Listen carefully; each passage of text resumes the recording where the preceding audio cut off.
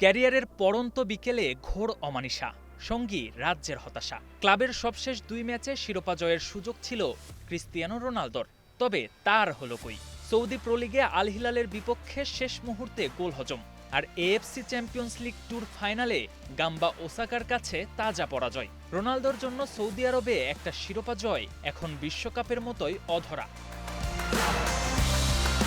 পুরো ম্যাচে বল position, shot, বড় সুযোগ সৃষ্টি সব দিকেই এগিয়ে ছিল আল নাসর, কিন্তু ৩০ মিনিটে ডেনিস হুমেটের একটা গোল রোনালদোর রাতটাকে করে দিয়েছে বিষাদময়। তাতে অবশ্য নিজেকেই দুষতে পারেন পর্তুগিজ তারকা। ৯০ মিনিট খেলে অন টার্গেটে শট নেই, গোল নেই, উল্টো দুটি বড় সুযোগ করেছেন মিস। ম্যাচ শেষে তাই পরাজিত সৈনিকের মতো মাঠ ছাড়েন রোনালদো, সোজা গিয়ে বসে পড়েন ডাগ আউটে। নিজেকে আর সামলাতে না পেরে অঝরে ছেড়ে দেন অশ্রু।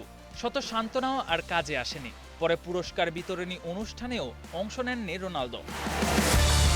CR7-এর কাছে শিরোপা হারানো নতুন কিছু নয়। আল নাসরে আসার পর সব মিলিয়ে ১৪টি অফিসিয়াল শিরোপা হারিয়েছেন এই তারকা।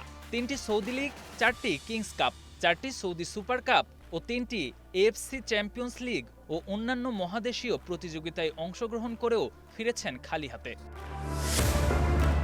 ইউরোপে 5টি চ্যাম্পিয়ন্স লিগ জেতা রোনালদো এশিয়ায় এসে প্রায় ৩.৫ বছর শিরোপাহীন। পারফরমেন্স বলছে ১০০০ গোলও এখন দূরের চাঁদ। সৌদি মিশন কি তবে তার ক্যারিয়ারের কালো অধ্যায়? KM Sony, star play.